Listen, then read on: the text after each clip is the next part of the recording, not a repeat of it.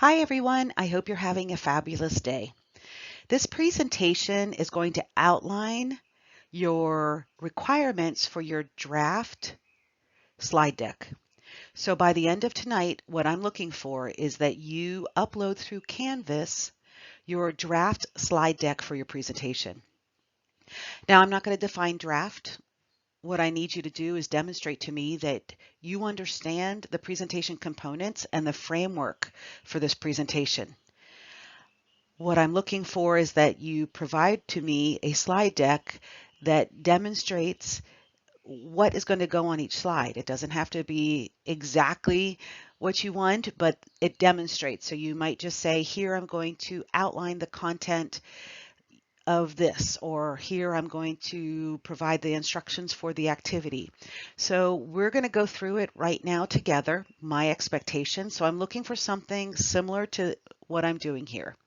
If you have any questions, of course, outreach to me. First, the rubric. I want to review the rubric. The bulk of your presentation grade will be based on whether you use the framework. Hence why I'm requesting you to give me your PowerPoint slides first so that I can assure that you're using the framework and there are no surprises on presentation day. Also, you will be graded on your style. So I want to reiterate that rehearsing, prepping is important, and that you need to prep enough so that when nerves hit, you are not derailed. And sometimes I do use slides or notes in my classes, but for the most part, I don't. I review my notes before the presentation, and then I'm there with my notes in case I need them. But for the most part, I don't expect you to be reading off of note cards. You are advanced students. You do not need note cards. You should prep enough to have them there to give you confidence if you need them, but for the most part, to refer to them only when needed, not to use them as a crutch. You will lose points if you use note cards too heavily, or you read off the slides too heavily. I expect you to be prepared, meaning you have things rehearsed. You know what you're going to talk about. And then also you'll need a handout and a prop. Your handout will probably inform your activity. That's typically how it goes, but that's not necessarily the case, but that's often the case. The handout and the activity go hand in hand. And then your requirement is 7 to 8 minutes. I want you to understand your activity does not count towards those minutes. We might do the activity, we might not do the activity. You must be prepared to provide directions and facilitate the activity, but we might not do the activity itself. All right. And then finally, a large component is your reflection, because we know that there's a 4-step process to delivering great presentations. You've got to plan, plan, plan. You have to handle your nerves. You have to reflect, and then you let it go. All right. So just so that we are all clear on what I am expecting from the rubric. This will be your first slide. It is your title slide.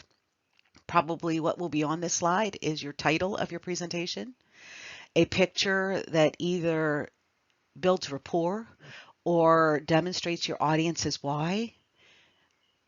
I don't want anything else. I do not want Nutrition 4790. I do not want Professor Elizondo. I want you to pretend that this is a presentation that you're giving to an audience. This is a mock presentation. This is not for me. This is not for your class. This is as if you are presenting to an audience. If you do want to put a little bit of bio information like I have in the past, you can do that. I gave you an example here, but it's not necessary. Okay, so the title of your slide, if you want your name on it, that's fine, but nothing else other than maybe a picture that builds rapport or a picture that demonstrates the why. That's your first slide. Now your second slide is going to be your learning objective. And I want you to use the STEM. By the end of the presentation, you will be able to, and then you will insert your learning objective. We had talked in class that you only need one learning objective, and that learning objective will need to be met through your content. Or you can have all 3 of your learning objectives and identify which one you are going to be focusing on in this presentation. So your second slide will be your learning objective. Your third slides And your fourth slide, and maybe your fifth slide, will be content. And remember, with your content, I need you to demonstrate that you are providing facts, but that you also provide feelings. And go back to the lectures on facts and feelings if you need examples of how to incorporate feelings. Also, with your content, if you are going to be providing recommendations for food, you must demonstrate how that food contributes to the protein, to the antioxidant, to the how, why, what's the data that backs up that this food is a good contributor to what you're talking about. Plus, I want serving sizes. And if you don't have exact serving sizes, you can just use recommendations from my plate, recommendations from the World Health Organization, recommendations from the American Pediatrics Association, the Surgeon General. I'm just saying that I want you to be able to tell me if you're giving something, a presentation on increasing fruits and vegetables for antioxidant qualities to improve skin, then tell me, there isn't specific recommendations for antioxidant breakdown, but the USDA and My Plate recommends, our food guidance system recommends, that half your plate every day should be what? Fruits and vegetables. So find some type of recommendation so that we have something to know how to do this, okay? Tell me the specifics. So then you'll probably need another content slide. I would highly recommend no more than 3 content slides, mainly because of your time limit. So keep your content concise, okay? Concise. And then you'll have a slide specifically for your activity.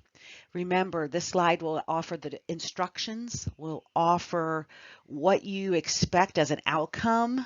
So what are you wanting your participants to do right now? So outline the instructions very specifically, and then also let us know as participants exactly what you want us to be able to know, feel, or do at the end of the activity. What do you want us to be able to report back to you specifically? And again, reminder that the activity might be done, might not be done, but be ready to facilitate and be able to bring the class back. Demonstrate that you can do that. Then you'll have a slide that asks about a low risk assessment so that you can check and be sure that your participants are on track and that they have understood the material and the content, that they are capable of completing the learning objective.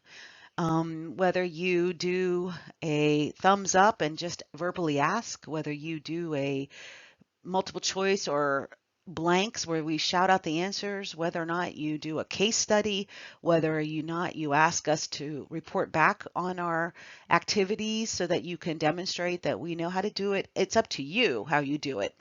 Just a note that your slide should not be titled dipstick, okay? Dipstick is an internal jargon that educators use to remind them about low-risk assessments along the way. And so dipstick should not be part of your presentation whatsoever. It's an insider word that you don't use in your presentation.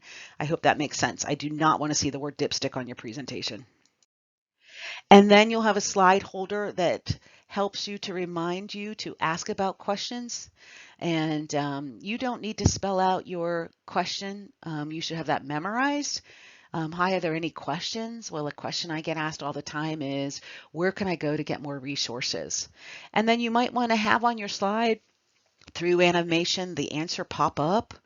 Maybe you want to list the website that they can go to, or maybe if you're providing additional content, you have that information. It's up to you. You could do it just verbally. You can put it on the slide. But again, you just might have a slide that says Q&A. All right. And again, you only need one question only. I asked you in your lesson plan to provide 3 potential questions, but on your presentation, you only need 1. And then your final slide will be the closing. I do not want you to label this closing, meaning I don't want your participants to see the word closing. That's, again, insider jargon, call to action, insider jargon.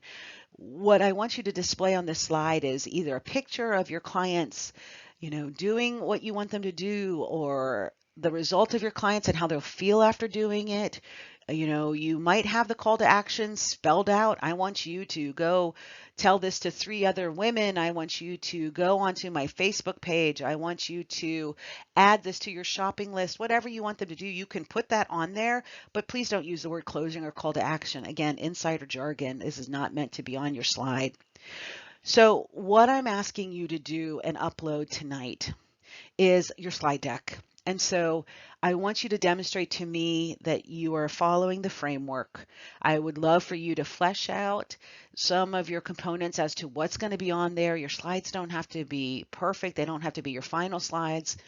What I'm really hoping is just the fact that I'm making you open up a PowerPoint. I'm asking you to start developing it and demonstrate to me that you know the flow, that you'll get engaged and say, maybe I'll just type in my learning objective. Or you'll say, wow, I think it'll be fun to go find a picture. I'll go do that and look for some images. Okay, so I'm hoping this will get you going so that you procrastinators out there have at least a presentation framework ready that I can review and approve and that you can keep going on it. Okay? Finally, there should be no other slides. After your call to action, I do not want a cute slide that says thank you. I do not want a slide that lists your references. I want nothing. Okay, so your close, your call to action is your final slide. Your audience is engaged profusely at this time, at the high point of engagement and empowerment. Do not ruin it by adding in another slide. Okay, no more slides. Do not do it. Good? Okay. Again, you know the rubric. What are my expectations of how you'll be graded? This contributes almost a third of your total points. Do not mess this up. Follow the framework. We are demonstrating that you understand how to provide nutrition education in a way that transforms your participants and encourages behavior change. We are not doing this presentation to assess your content. I am assuming you know your content. You are nutrition experts. It's the translation of the science and best practices that I'm looking for. I need your slide deck uploaded as best and filled out as possible, understanding though that this is only a draft. If you need anything, don't hesitate to reach out. Thanks. Have a super day.